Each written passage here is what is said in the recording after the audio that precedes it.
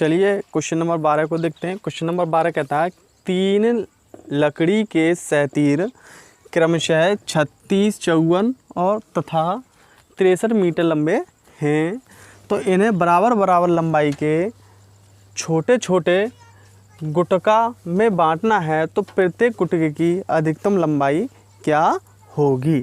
तो प्रत्येक गुटके की अधिकतम लंबाई क्या होगी। यहाँ ध्यान देने वाली दो बातें हैं कि कभी जब हम क्वेश्चन पढ़ते हैं और हमें ऐसा प्रतीत हो कि किसी के भाग किए जा रहे हैं, यानी कि उसकी कोई एक छोटी संख्या है, यानी कोई आंसर उसकी कोई छोटी संख्या है, या ऐसा प्रतीत हो हमें कि इसको डिवाइड किया जा रहा है, अलग अलग छोटे छोटे टुकड़ों में बांटा जा रहा है, तो हम उस समय यानी कि लंबाई के यानी कि के का मतलब इसको काट रहे हैं, के यानी इसको, यानी के से मतलब होता है, समझते हैं हम इसको मतलब इन्हीं संख्याओं को डिवाइड कर दिया, तो इसका मतलब है हमें निकालना होता है उसका महासा। क्या निकालते हैं हम? महासा निकालते हैं उन संख्याओं का।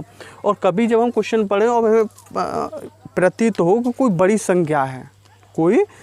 संख्या है, जैसे लंबाई से, जैसे से आता है, से मतलब होता है इससे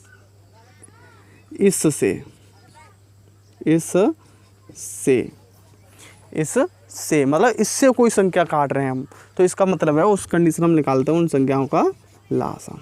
ये दो बातें हमें इम्पोर्टेंट है। अब क्वेश्चन को देखते हैं। क्वेश्चन कहता है कि 36, 54 और 63 मीटर के 2 सैतीर हैं और उनको गुटकों में डिवाइड करना है, तो गुटके की अधिकतम लंबाई क्या होगी।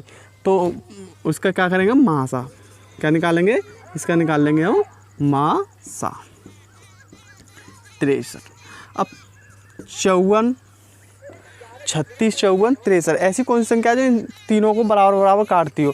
तो ऑप्शन से हम कर सकते हैं। ऑप्शन से देख लीजिए, 9 से संख्या कटती है, हाँ कटती है साहब, 9 से कटती हैं, 18 से कटती है, तो 36 कटती है, 54 कटती है, 63 नहीं कटती, तो इसका मतलब ये वाली संख्या नहीं होगी और ये वाली नहीं हो सकती। क्यों? क्योंकि इससे कटती तो हैं, इससे कटती तो हैं, लेकिन पॉइंट में कोई मासा नहीं आता। पहली बात ये समझनी होगी, कभी भी हमारा महत्तम समावर्तक पॉइंटों में नहीं होता है, और ये वाली भी संख्या नहीं होगी, क्योंकि 13.5 से संख्याएं नहीं कटती। कोई भी 4.5 से कटती हैं, ये बात सही है, लेकिन 4.5 से यानी कि जो महत्तम समावर्तक होता है वो कभी भी पॉइंटों में नहीं होता, पूर्ण माप में होता है। तो यानी कि इसका आंसर होगा इतना, या हम इसका महत्तम समावर्तक निकाल सकते हैं। 36 का क्या होगा? 2 गुणा 3 गुणा 3, ठीक है। 54 का क्या रहेगा? 2 गुणा 3 गुणा 3 गुणा 3, ठीक है। और 63 का क्या रहेगा? 63 का रहेगा 7 गुणा 3 गुणा 3, ठीक है। तो अब इनमें देखें कॉमन फैक्टर क्या है हमारे, तो 3 गुणा 3, 3 गुणा 3 और 3 गुणा 3 यानी कि 9। तो इसका मानसा क्या होगा?